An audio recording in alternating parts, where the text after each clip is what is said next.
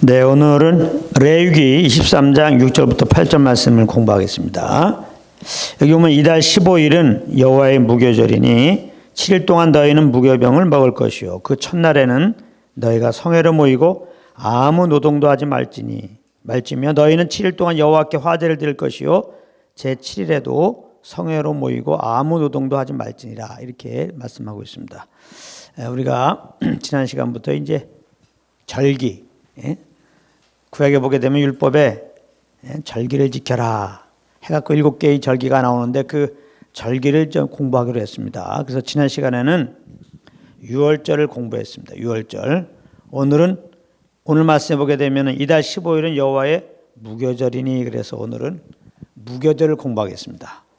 무교절. 근데 우리가 지난 시간에 이제 유월절 공부했는데, 유월절은 애굽에서 종노라는 이스라엘 백성들이 이제 하나님께서 모세를 통하여 이렇게 아브라함에게 하신 그 언약 따라서 이제 건져내려고 그랬는데, 이 바로가 마음이 강팍해서 내놓질 않아요. 그래서 10번째 재앙을 내릴 때는 애굽의 모든 첫 것들, 그러니까 장자들과 짐승의 생축의 첫 것들을 이제 이렇게 다 죽이는 그런 재앙을 이제 내리러 작정하시고, 이제 그러기 전에 하나님께서 이스라엘 백성들에게 말씀하시기를, 이렇게 어린 양을 취해가지고 어린 양을 잡아가지고 그분 좌우설주와 임방에 바르면은 그 죽음의 재앙에서 넘어갈 것이다, 이렇게 이제 말씀하셨거든요. 그게 이제 유월절의 말하자면 제정이라고 볼 수 있죠. 정말 그래서 모세의 말을 따라서 이스라엘 백성들이 양을 잡고 그렇게 문 좌우설주 임방에다가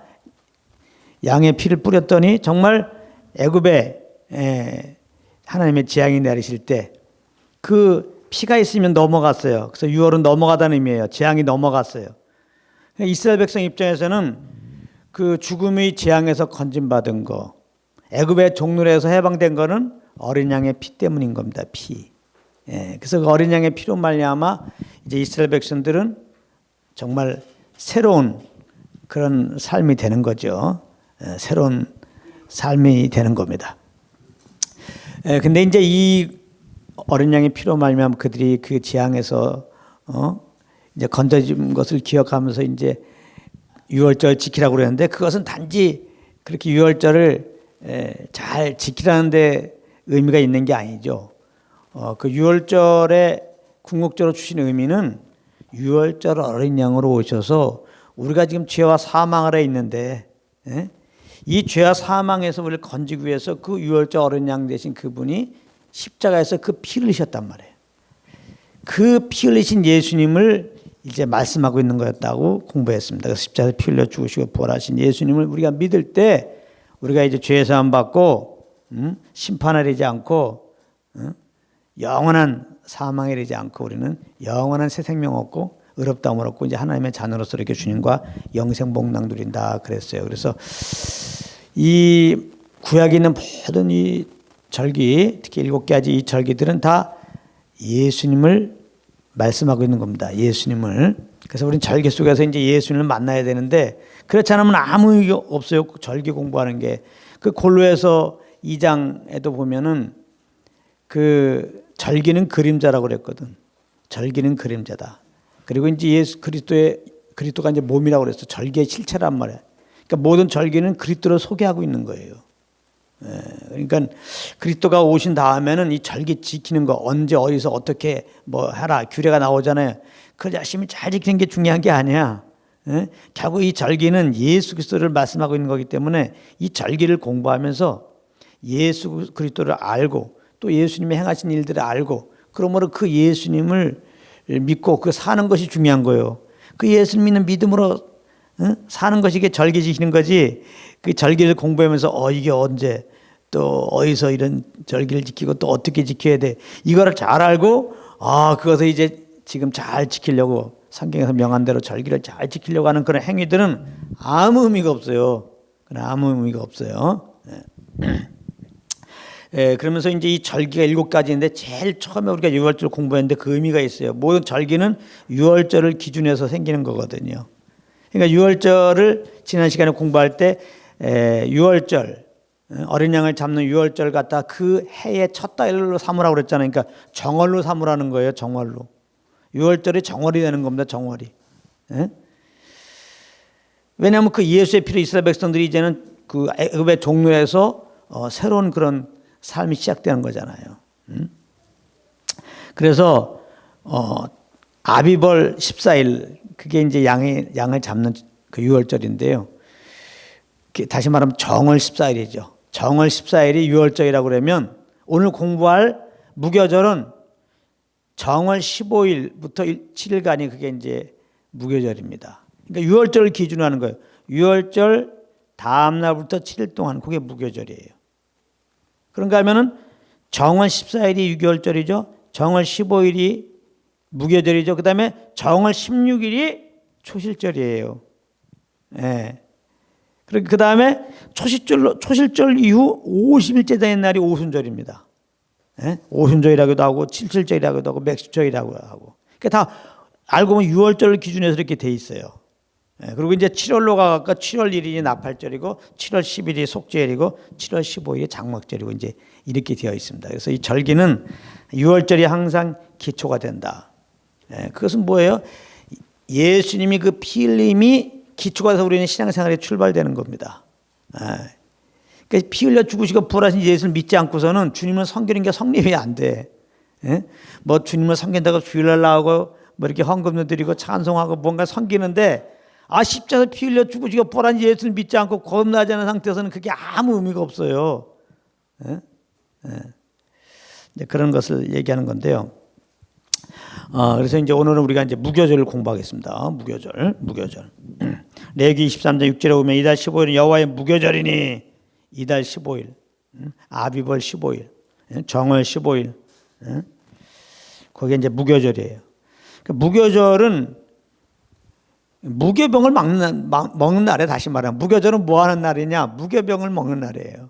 무교병이라고 하는 것은 누룩 없는 떡, 누룩 없는 떡을 먹는 날이에요. 그게 이제 며칠 동안 7일 동안, 7일 동안 무교절은 누룩 없는 떡을 먹는 날이에요. 무교병을 먹는 날이에요. 그러면 이 6월절에 피 흘리신 예수를 예표했던 것 같다면 이 무교절은 뭐냐?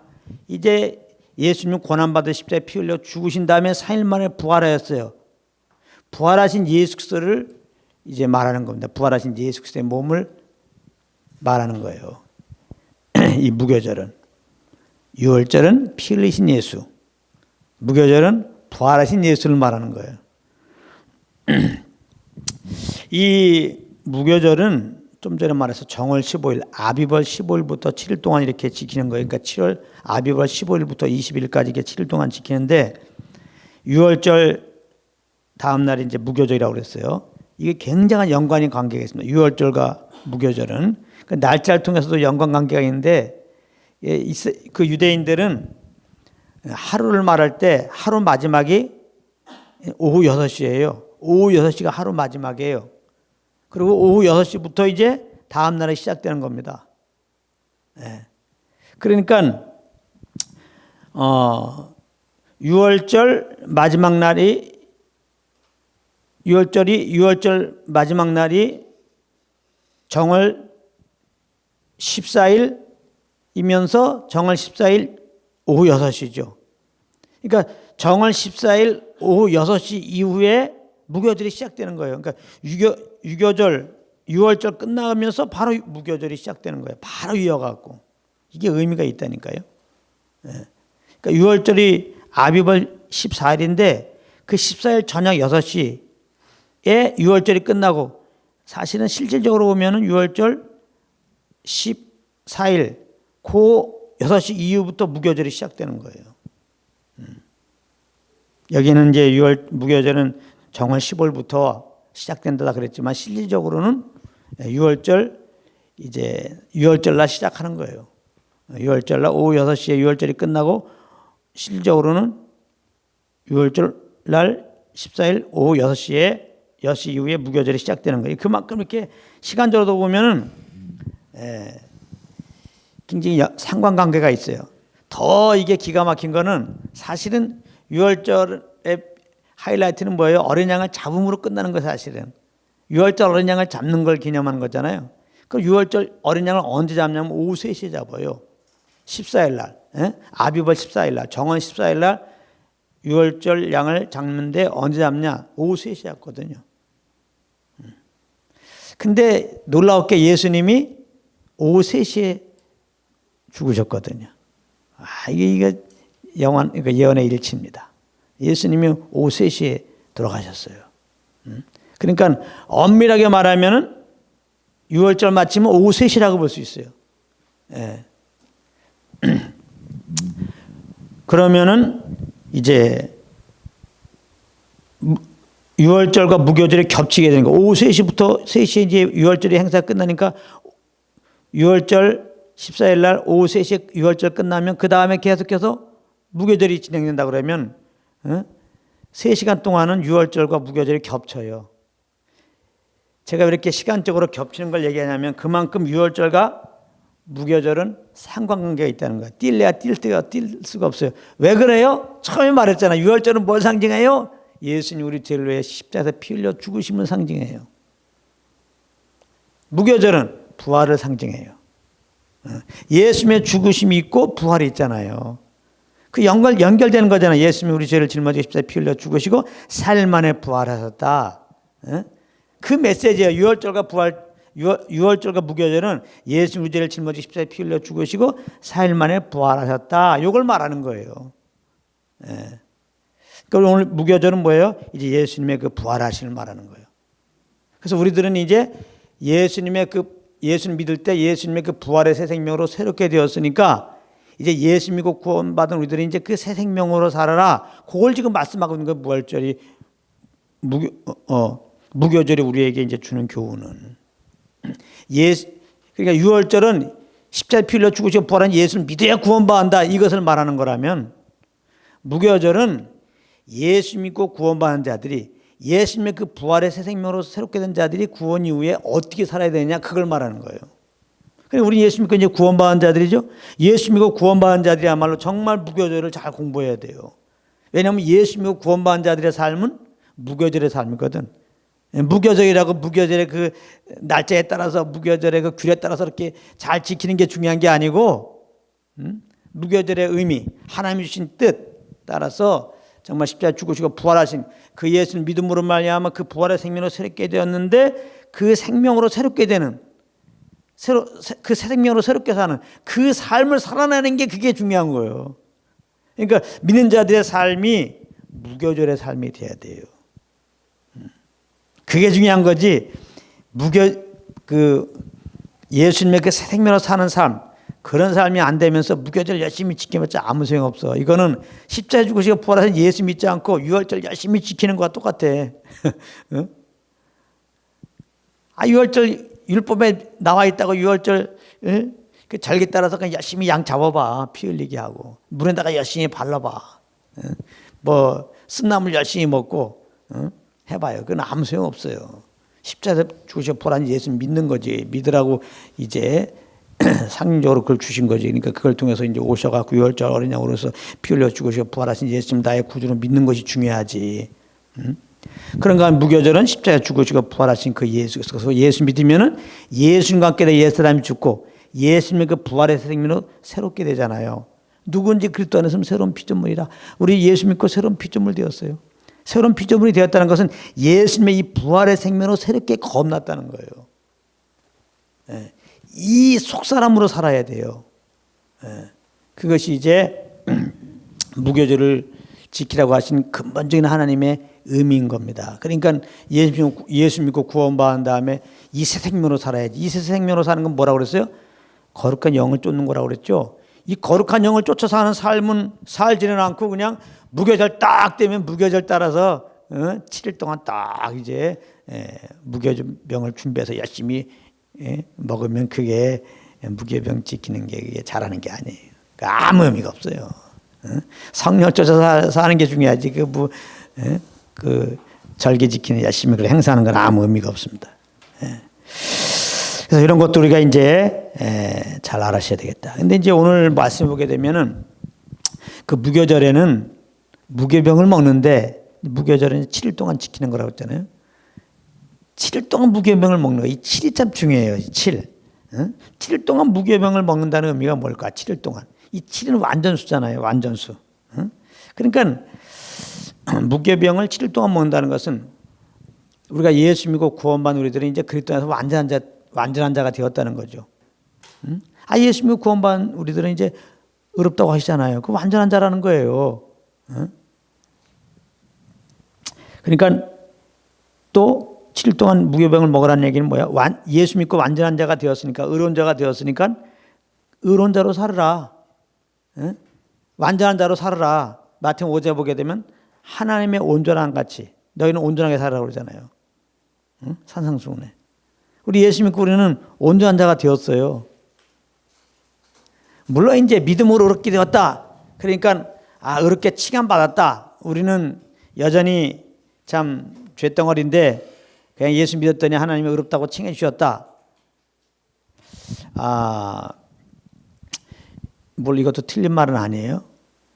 그런데 이제 이걸 잘 알아야 되는 게 단지 그냥 우리가 그냥 죄인인데 의롭다 하셨다만 예수 믿었더니 그냥 의롭다고 하셨다. 이렇게 하면서 어떻게 요즘에 말씀이 왜곡되게 나오냐면 우리는 죄인인데 의롭다고 하셨으니까 예수 믿고 구원받은 다음에 은혜로 의롭다움을 얻었으니까 이제는 우리가 이제라도 정신 똑바로 차리고 그 의롭다움 받은 걸 유지하는 삶을 살아야 된다. 이제라도 예수 믿고 구원받은 사람들은 죄인임에도 불구하고 하나님이 의롭다고 하셨으니까 이제부터는 우리가 계속해서 이제는 의롭다움을 유지하는 삶을 살아야 된다. 그러므로 율법을 다 잘 지켜야 되고 이렇게 교회법도 잘 지켜야 되고 나름대로 우리의 의가 바리새인과 서기관보다 낫도록 그렇게 하는 삶을 살아서 이제는 의롭다움을 얻었는데 의롭다움을 유지하는 삶을 살아내야지 그래야 이제는 천국 들어간다. 이런 이상한 말, 다른 복음이 지금 나오고 있습니다. 오늘 결론적으로 말하겠지만 이게 이제 바리새인들의 누룩이거든요. 이게 다른 복음이에요. 근데 이거는 예수 믿으면 하나님이 이게 법정용이거든요. 예수님 믿으면 예수의 피로 우리 심령이 이제 뿌려져 갖고 하나님이 이제 우리를 의롭다 이렇게 죄사해 주시고 이제는 죄 없다 의롭다 이렇게 이제 선언해 주시는 거거든요. 무죄 선언이에요. 당신은 의롭게 되었다.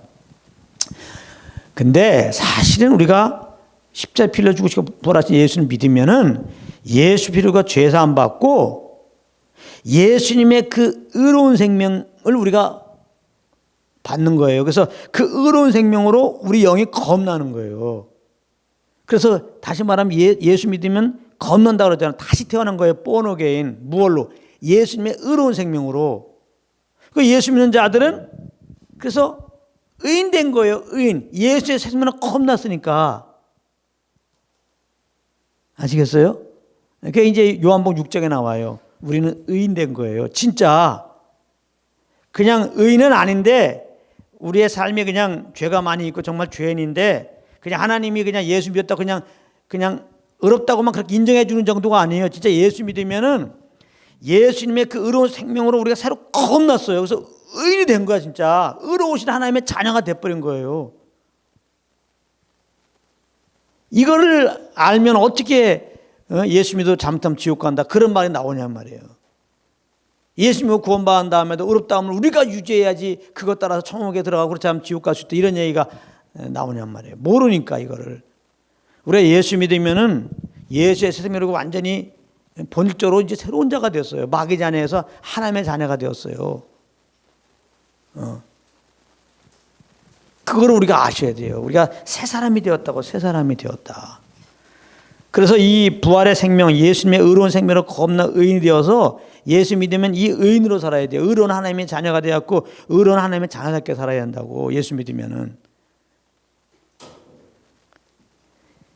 예수 믿은 다음에 우리가 똑바로 살아서 의로움을 유지하자. 그래서 천국 가자. 이렇게 다른 복음을 전하는 사람들은 예수 믿고 구원받은 다음에 우리가 노력을 해갖고 성화되는 삶을 살자. 지금 그거 아니에요. 뭘로? 내 의로.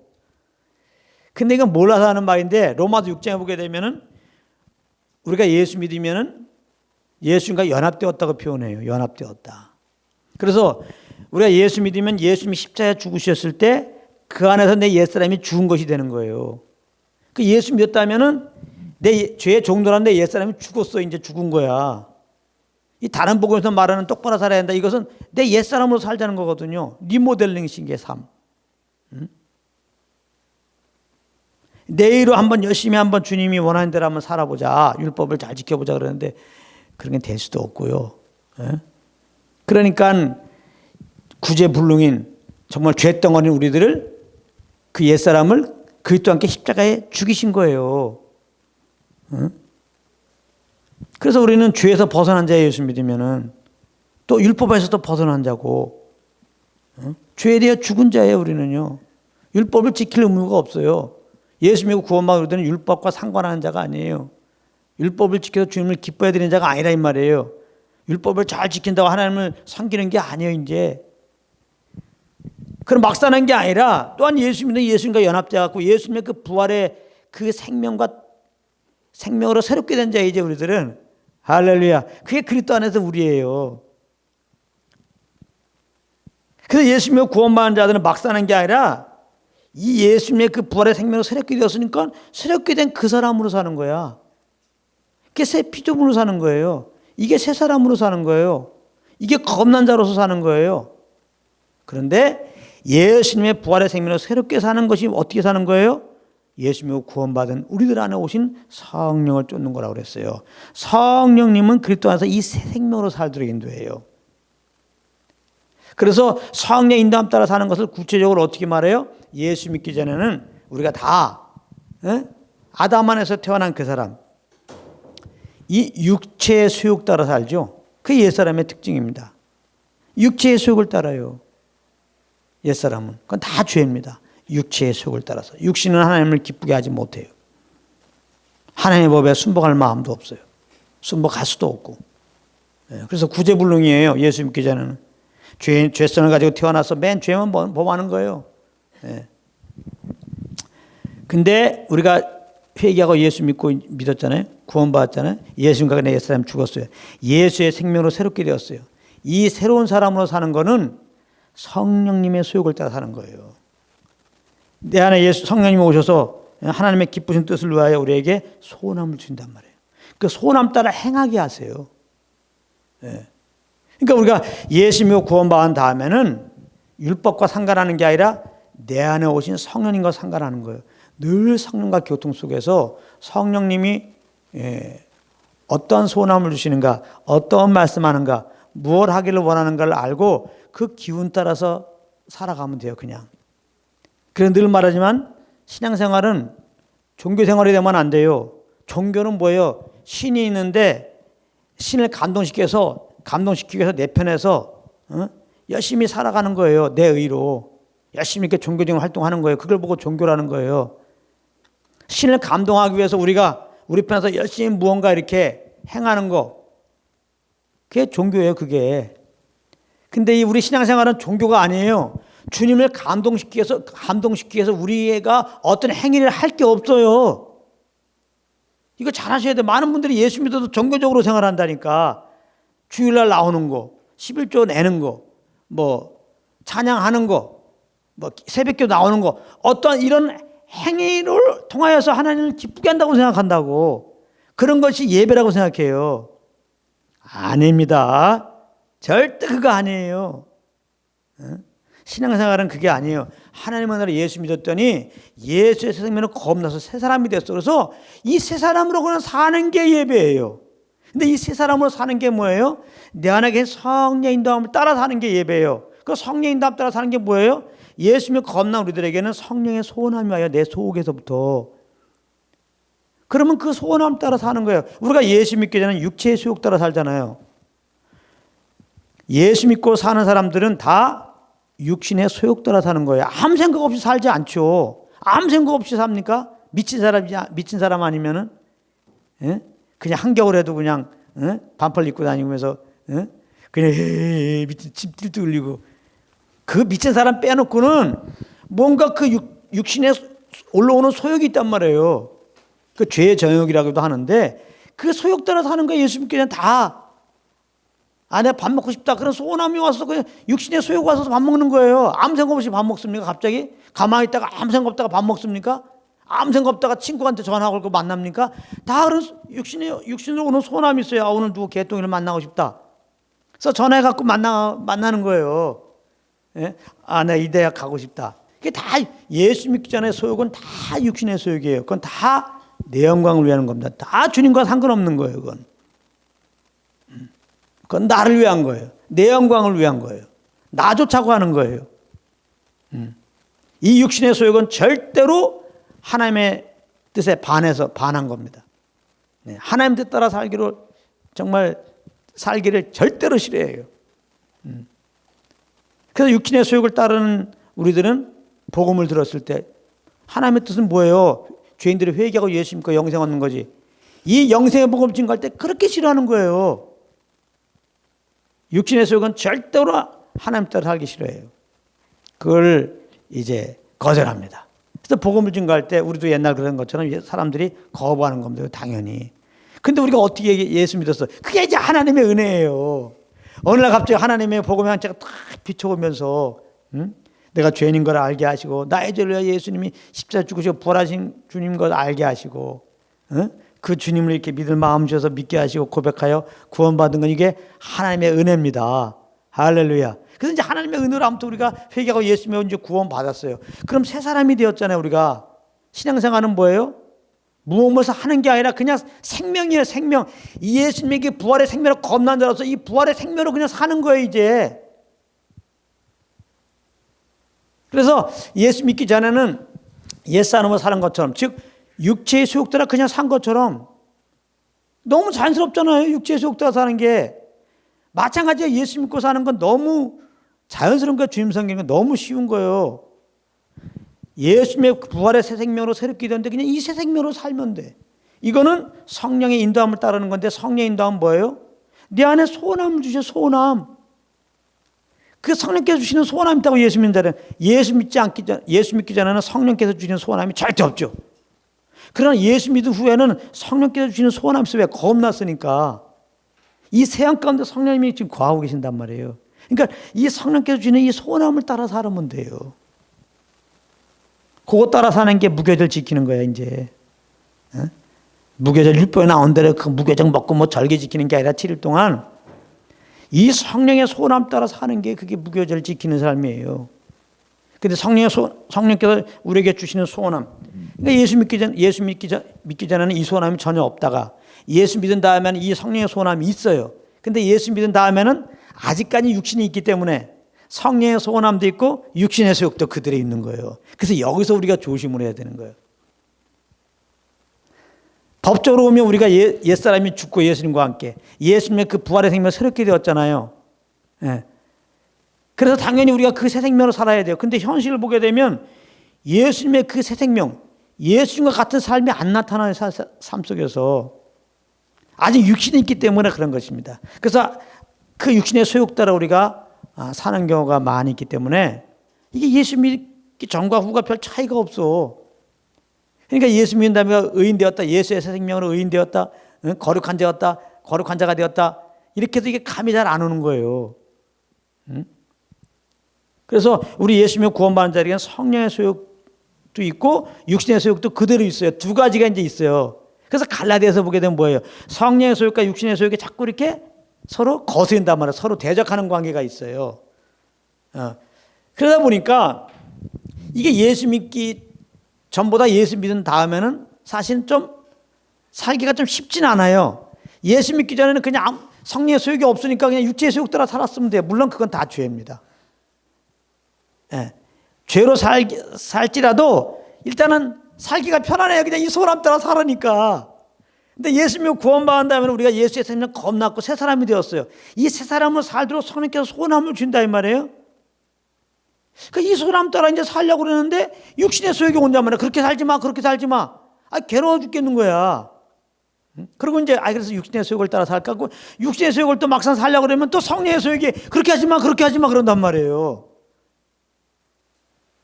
그러니까 이 두 소욕이 싸우는 바람에 예수 믿고 구원받은 우리들의 삶이 그 심령에서 항상 이 두 싸움이 계속 있기 때문에 조금 편치가 않습니다. 편치가 않아요. 그러니까 두 마음 품으면 안 되는 거예요. 결단이 필요해요. 예수 믿고 구원받은 다음에 마음에 정한 대로잖아요. 마음에 정한 대로. 내가 이제부터 주님 따라 살겠습니다 이렇게 정하는 게 아니에요. 그건 내 의고. 베드로가 난 예수님과 같이는 항상 따라다니겠습니다. 막 옥에 가면 옥에도 가고 말이지. 어디 예수님이 죽습니까 그냥. 주님 위해서 목숨을 드립니다. 그건 다 실패예요. 이렇게 오늘 우리에게 주신 말씀 있잖아요. 내가 예수 이름으로 내 옛사람이 죽었고 나는 예수의 새 생명으로 새롭게 되었다는 것을 알아요. 그래서 우리는 마땅히 그 새 생명으로 살아야 돼요.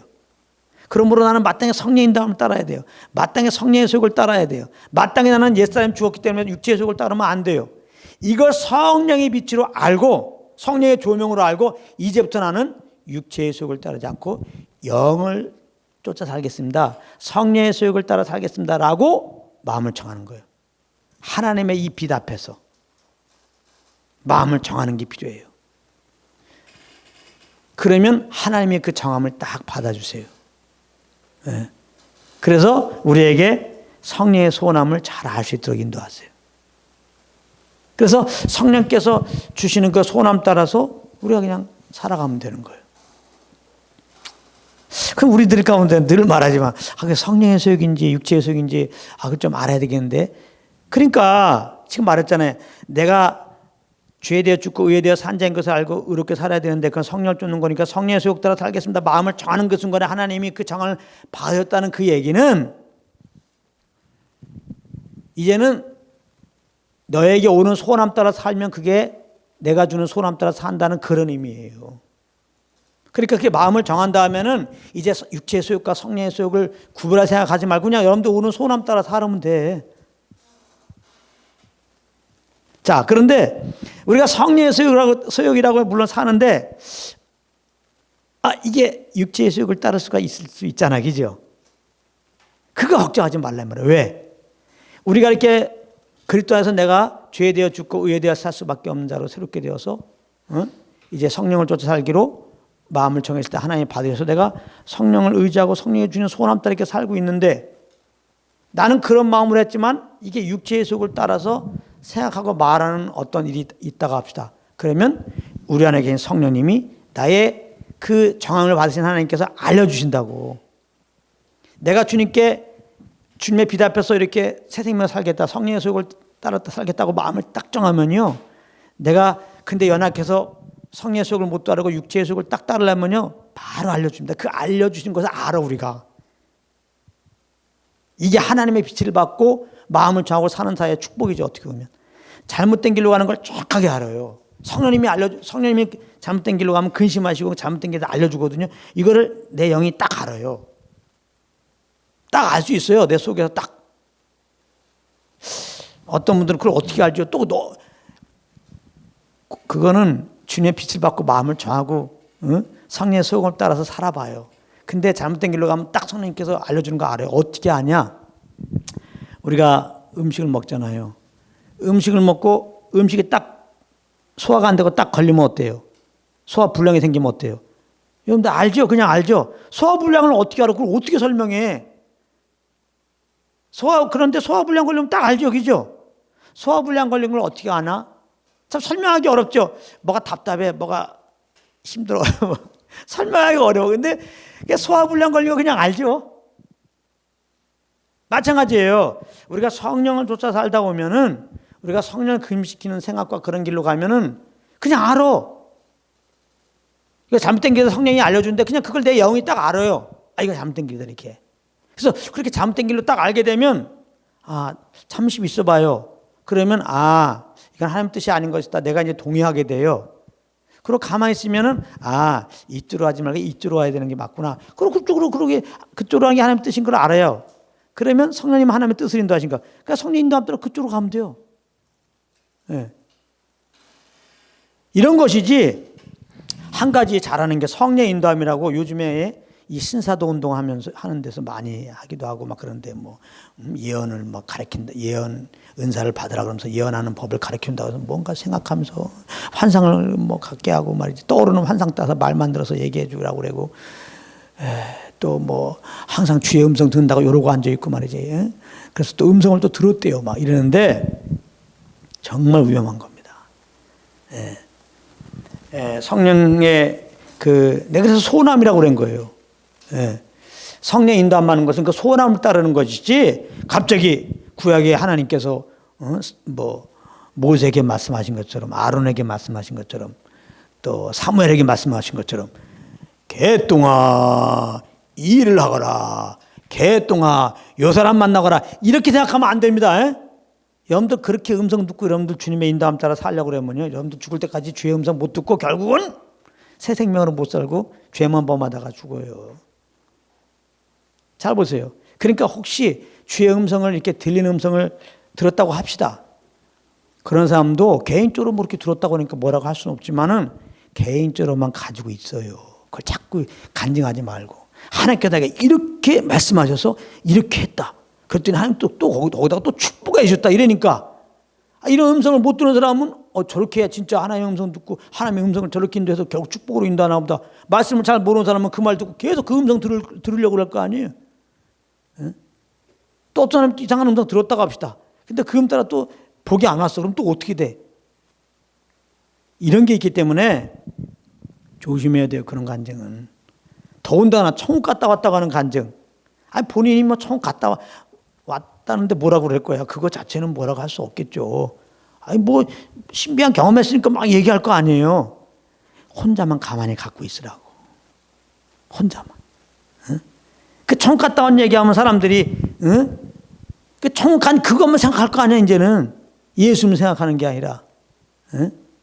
그 사람이 천국 갔다 왔다 하는 그 얘기에 굉장히 집중할 거 아니에요.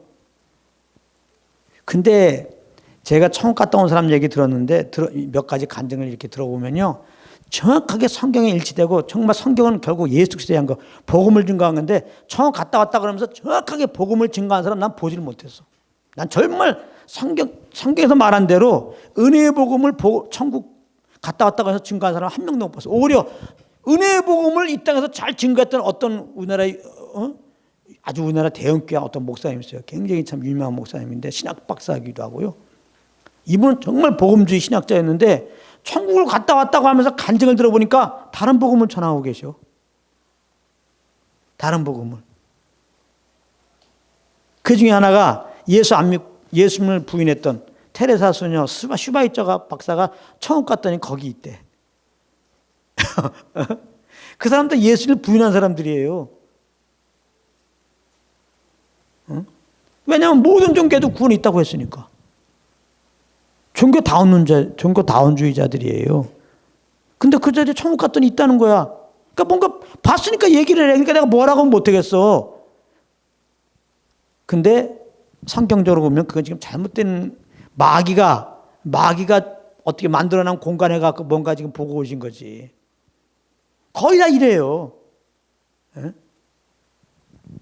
성경도 예수 그리스도를 증거하고 있는데 결국은 하나님이 보면 천국과 지옥 간증 들어보면 천국에도 보여준 다음에 꼭 지옥을 또 데리고 가. 꼭 지옥을 데리고 간다고. 그래서 꼭 지옥을 데리고 가서 뭐 하냐면 거기에 목사님들이 있대. 뭐 장로님들이 있고 예수 잘못했다고 하는 사람들이 거기 있더라는 거야. 그래서 어떻게 결론을 맺어? 예수 믿고 구원받았을지라도 잘못하면 지옥 강이라 꼭 이렇게 결론을 맺어.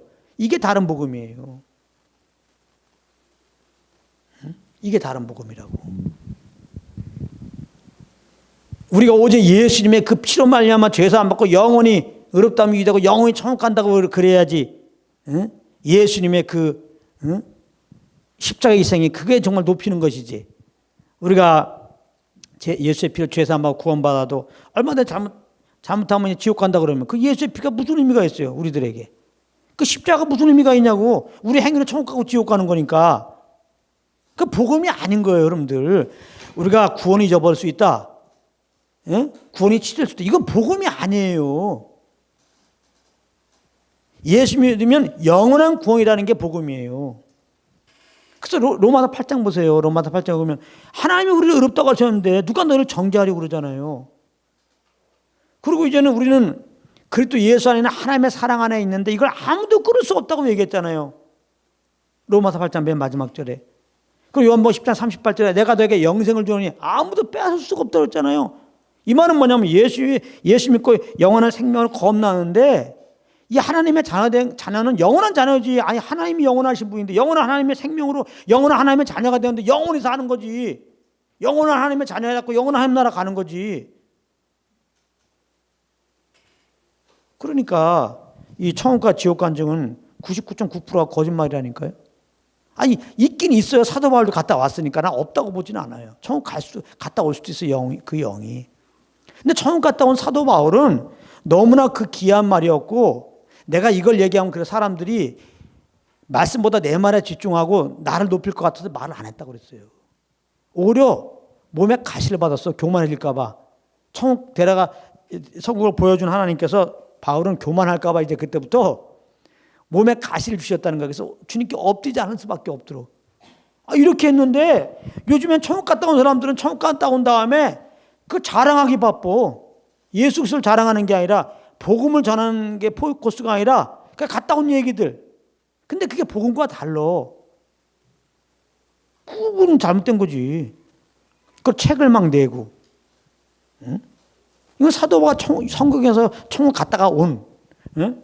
그래서 그 사실을 얘기했던 사도 바울과 너무 다르잖아요. 사도 바울은 천국 갔다 왔더니 오히려 몸에 가시를 받고 참 오히려 더 그냥 예수만 증거하겠다 그러는데, 어떻게 천국 갔다 온 사람은 천국 간 얘기 또 지옥까지 얘기하면서 바울은 지옥 간 얘기를 안 했어요.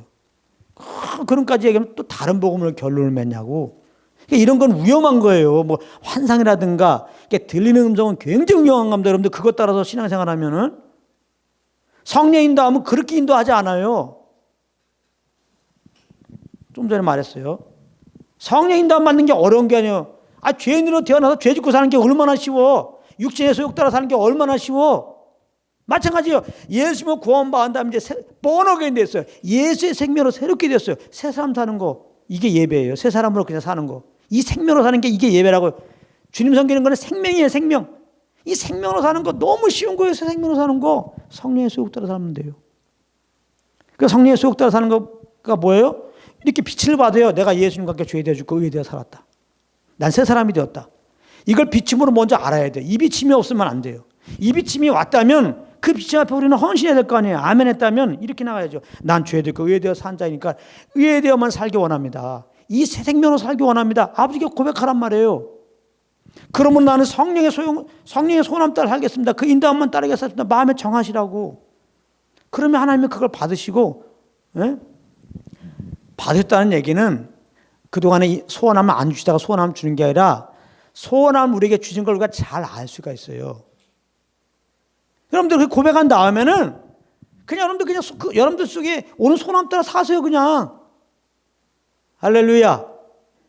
예수 믿고 구원받는 소원함 때문에 그 소원함으로서 주일날 온 거 아니에요? 이렇게? 예. 또 기도하고 싶을 때 기도하세요. 예수 믿는 사람들 전도하는 마음 중에 전도하세요. 그렇게. 그러면 예수 믿는 사람들은 꼭 뭐 기도하고 전도하는 생각만 옵니까? 소원함이 안 그렇죠. 누굴 또 도와주라는 마음도 있고, 또 결혼 생활도 하는 거고, 가정도 돌봐야 되고, 직장도 가야 되고, 학교도 가야 되고, 또 친구도 만나는 거고. 다 그렇게 하세요. 예수 믿는 사람들은 가정 생활 안 합니까? 예수 믿는 사람들은 특별히 가는 학교가 정해져 있어? 아니에요.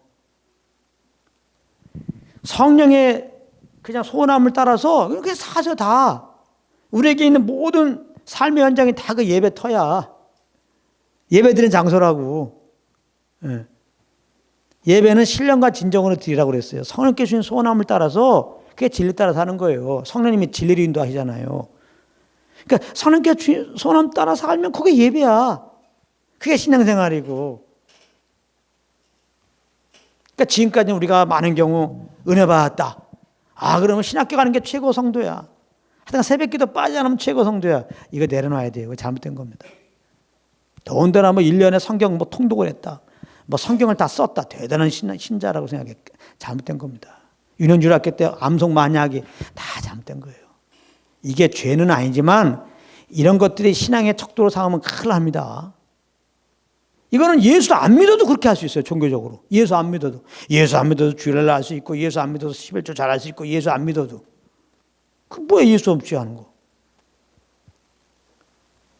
그러면은 예수와 함께 이제 한다는 건 뭐예요? 성령을 쫓아서 하는 거예요. 성령께서 주신 소원함을 따라서 성령을 쫓아서 이렇게 예배드리고 성령을 쫓아서 하는 건 물론 다 소중한 거죠.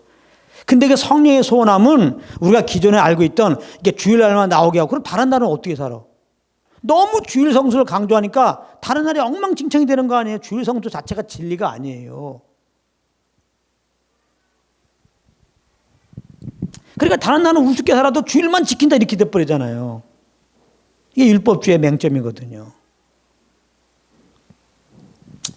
율법 주신 건 죄를 깨닫고 예수께 와서 예수 믿고 구원받으라는 거예요. 그 다음에 구원받은 다음에는 성령을 쫓아야 돼요. 다시 율법 지키는 게 아니고. 그러니까 성령을 쫓으면 주일날만이 아니에요. 성령으로 살다 보면 월요일날도 성령으로 살아요. 화요일날도 성령으로 살아요. 주일날 됐으니까 예수 믿는 자들이 모이는 그 무리 주의 몸된 교리에 가서 예배드렸죠. 이러면 당연히 오죠. 특별한 거 아니면은. 그러니까 이 소남 따라 그냥 나와서 예배 드릴 뿐이에요. 특별한 거 없어요. 주일날이. 할렐루야. 아시겠어요? 오늘 그냥 하나님께 기도해야겠다. 그래갖고 성령께 주신 소남 떠서 아버지께 기도하는 거예요. 그렇죠. 오늘 아침에 일어났는데 오늘은 좀 누구를 만나야 되겠다. 그러고 전화 걸어서 친구 만나자. 그럼 만나세요. 그렇게. 그 친구 만나서 술 먹고 이거는 성령께서 맡겠죠. 그렇게는 안 하시죠.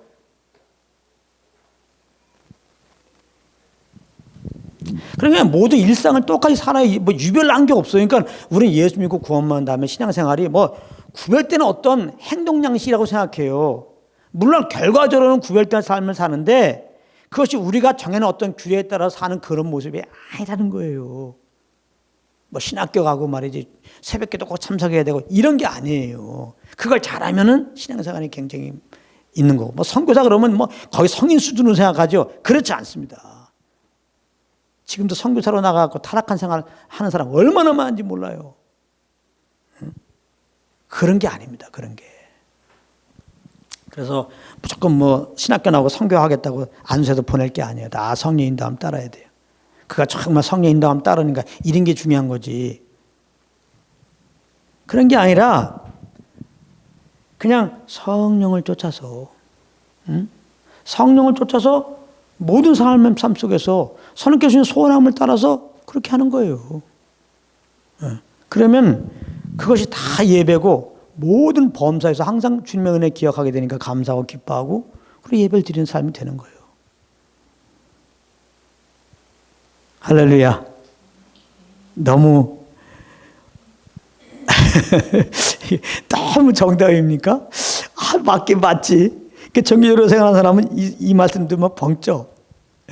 난 주일날은 무조건 나와야 되고 말이지. 뭐 충성 봉사해야 되고 막 새벽에 나와야 되고 막 이것이 모든 거라고 생각했는데 그렇게 해도 아무것도 아니라고 얘기하니 말이지. 지금 그런 것이 아무 의미 그것이 뭐 중요한 게 아니다. 주일날 빠져라 그냥 습관대로 기도에 빠져라 이런 것도 아니죠. 이런 걸로 나 공격하면 잘못 알고 있는 겁니다. 당신은 지금 그런 게 아니죠. 본질을 말하는 거죠. 우리가 성령을 쫓다 보면 성령님은 당연히 이렇게 기도 주의 몸된 교회와 함께하게 하시죠. 그래서 주일날 함께하게 하고 또 함께 찬양하게 하고 함께 기도하고 함께 이렇게 인도하시죠. 성령 인도함 받으면 그런가 하면 성령님은 주일날만 그렇게 사는 게 아니라 우리는 모든 삶을 그래요. 주일날 살듯이 그렇게 살아.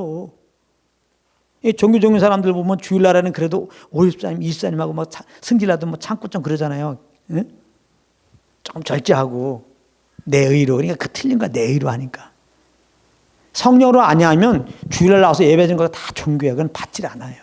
그래서 성령으로 하게 되면 주일날만이 아니라 모든 삶이 꼭 뭐 24, 50사님 목사님 앞에서가 아니라 모든 삶 속에서 그냥 거지 만나면 거지 만난다고 조그만 아이를지라도 그냥 성령 인도함 따라 대하는 거예요. 목사님께만 특별히 뭐 뜨거운 물 떠다 주는 게 아니라 조그만 아이가 뭐 물 달라는데 성령의 소원함이 이렇게 성령의 소원함은 그 뜨거운 물 주게 하죠. 추운 날에 물 달라는데 성령의 소원 이렇게 주는 거예요. 그게 다 예배야. 아멘. 모든 삶이. 우리 그런 경우 있잖아요. 신앙생활 하는 사람들 보면 교회에서는 세상에 거룩한 뭐 집사님이야. 그 여집사님이. 근데 집에 가보면 남편은 일을 딱딱 깔고 있어. 가정생활은 완전히 그냥 팽개. 더군다나 남편이 안 믿는다 그럴 땐 더 그래. 거의 뭐 마귀 취급을 해요. 자기는 거의 뭐 거룩한 자야. 말이 안 돼요. 오히려 교회 안 나오면 더 섬겨야지. 복음 증가하다가 피폭 빠져서 복음을 증가하는 건데 성령께서 인도하신다면 더 존귀하게 여겨야죠. 우리 얼마나 존귀하게 여겼으면 주님이 그 십자가를 지셨겠어요. 응? 더군다나 하나님이 이 사람 남편 아직 그렇게 인정하지 않을지라도 하나님이 나에게 붙여준 남편 아니야. 그걸 귀하게 여겨야죠. 응? 난 또 은혜를 받았다며. 은혜가 뭘로 나타나야 돼요? 성령님은 주님이 우리를 향해 십자가 지금 그 십자가의 사랑으로 향하게 하시죠. 그래서 영의 인도함 받는 것이 율법 요구로 이루는 거라고 그랬죠. 율법 요구는 사랑이기 때문에 주님이 우리에게 베푼 그 사랑으로 사랑하도록 해요. 성령을 쫓을 때만 그게 가능해요. 그러니까 성령 인도함 받는다면은 가정에서는 교회 와서 50사님, 40사님에게 한 것보다 더 남편을 섬기는 거죠. 진짜. 이렇게 나타나는 것이 정답이지. 뭐 교회에서는 뭐 거룩한 척하고 말이야. 뭐 기도도 열심히 하는 것 같은데 가정에서는 엉망진창이야. 그다음에 또 어떤 분은 동네 가 보니까 싸움닭으로 알려져 있어. 이것도 뭐냐고. 교회 와서는 뭐 엄청난 뭐 신앙인 같은데 모든 삶 속에서는 가게에서나 어디에서나 뭐 술 같은 일은 막 싸움만 하고 이런 거는 지금 성령 인도함 받는 게 아니에요. 오히려 그런 사람들은 잠시 교회 안 나왔으면 좋겠어 그냥. 그래서 삶 속에서 막 엉망진창으로 사는 걸 보면서 아, 난 정말 죄인이구나 이걸 깨닫고 다시 한번 복음의 은혜를 기억하면서 나 정말 주님 없으면 안 되는구나 이렇게 성령과 동행하는 길을 좀 삼았으면 좋겠어.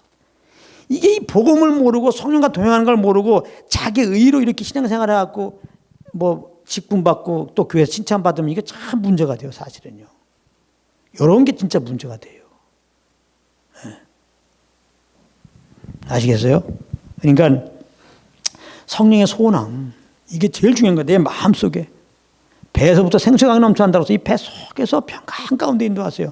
평안 가운데 소원의 항구로 인도하신다. 시편 107편에 생명과 평강이 아니라 우리가 이 생명 받았는데 이 생명은 평안이에요.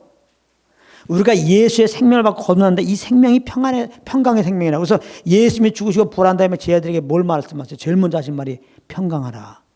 평안하라. 그러니까 예수 믿고 구원받았다는 건 세상 사람들과 다른 게 뭔지 압니까? 그 심령의 평안이에요. 똑같이 어려움이 다 있어요. 예수 믿어도.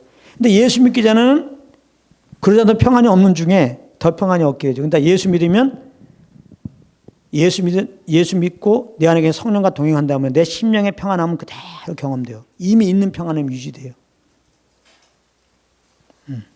흔들림이 없어요. 그래서 환난 중에도 즐거워할 수 있는 거예요. 외부로 와갖고 뭐 평안하다 기뻐하다 이건 다 가짜예요. 이미 예수 믿으면 하나님의 신령한 복이 왔어요. 복에 그런 데는 주님이 오셨고 주님의 평강이 왔고 주님의 안식이 왔고 주님의 기쁨이 왔어요. 그래서 성령을 쫓으면 이걸 그대로 누리는 거예요. 그래서 예수님의 제자들이 막 귀신 쫓고 와갖고 뭔가 밖에서 온 기쁨이잖아요. 귀신 쫓았으니까 사역하면서 기뻐하지 말라는 거예요. 이렇게 되게 되면 귀신 쫓다가 귀신이 안 나갈 때 그 사람 실망할 거란 말이에요.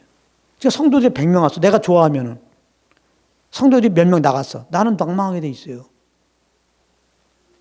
그러니까 이 세상의 기쁨 너무 기뻐하지도 말고 너무 이 세상의 어려운 걸로 너무 낭만할 것도 없어. 그건요. 낭만할 것도 아니야. 우리는 세상에 어떠한 걸 눈에 보이는 걸로 기뻐하고 그걸로 힘받아서 하는 게 아니기 때문에 우리 힘은 예수야. 예수.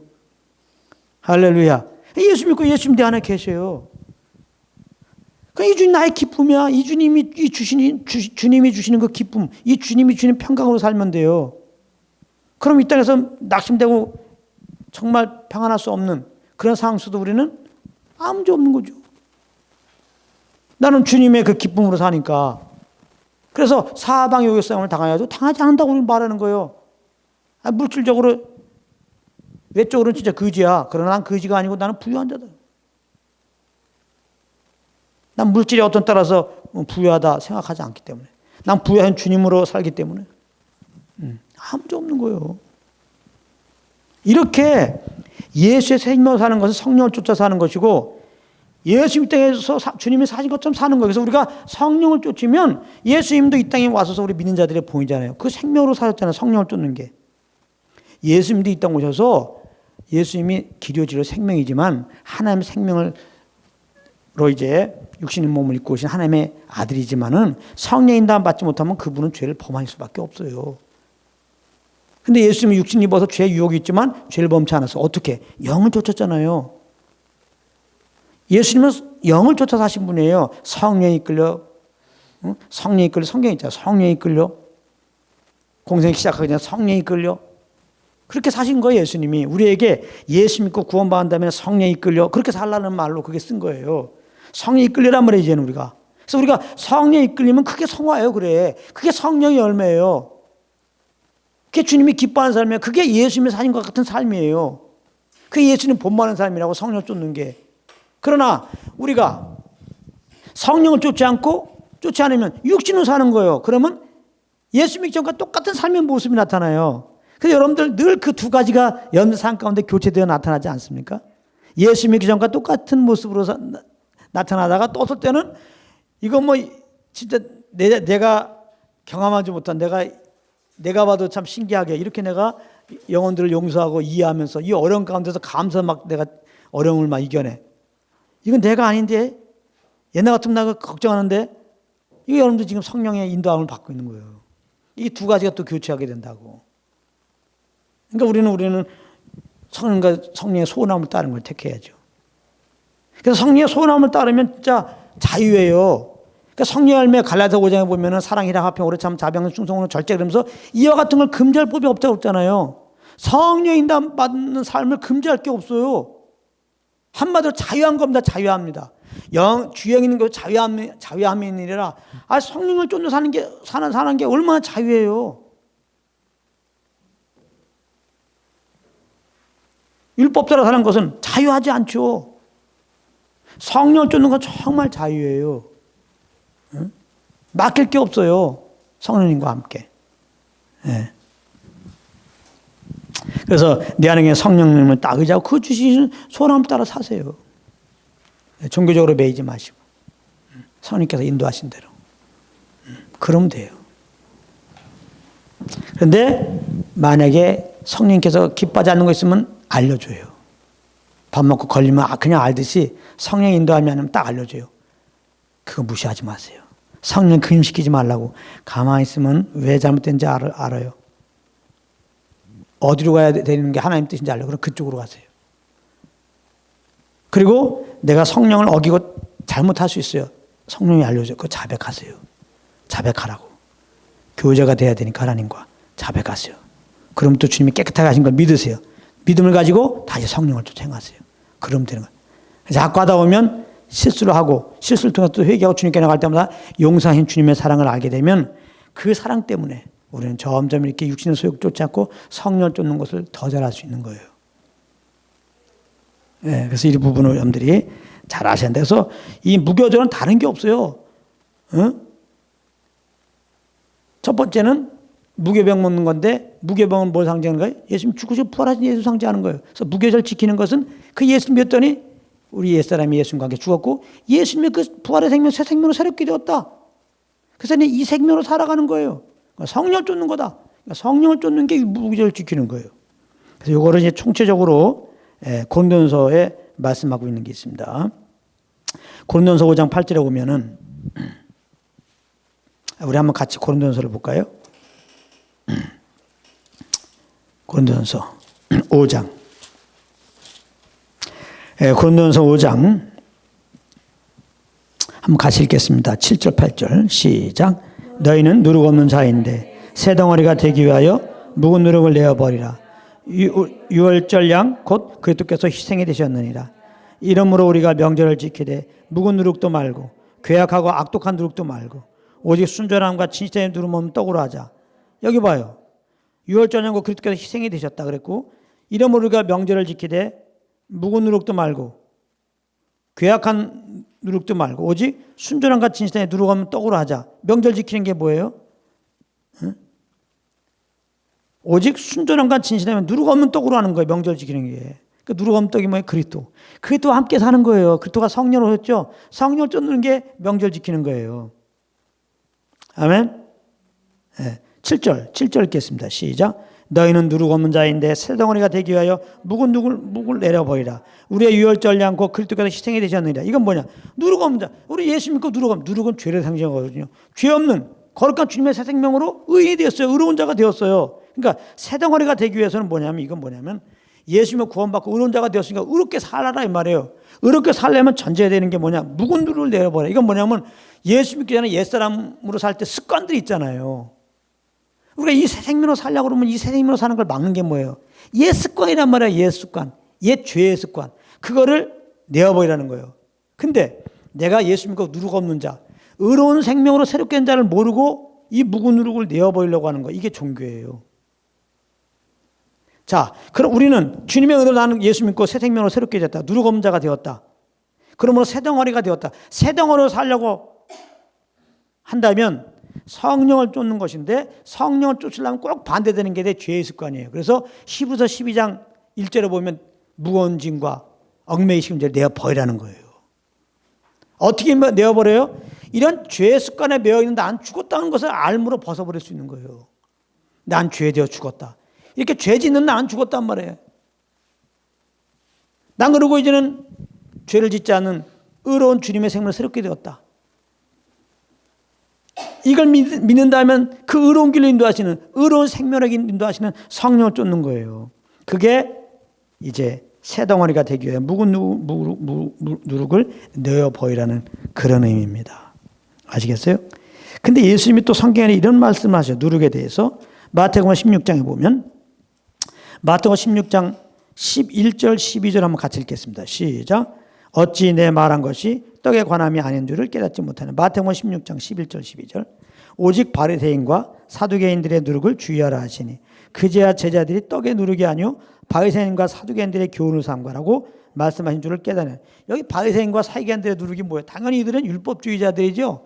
구원받으려면, 의롭다함 얻으려면 율법 잘 지켜야 된다. 그들은 또 뭘 잘 지키라고 그랬겠어요? 절기도 잘 지켜야 된다. 이게 율법주의거든요. 율법주의를 주의하라 이 말입니다. 첫날에도 말했지만, 제가 지난 시간에 말했지만, 요즘에 예수 믿고 구원받는다면 자꾸 절기를 지키는 일들이 있어요. 믿는 자들이.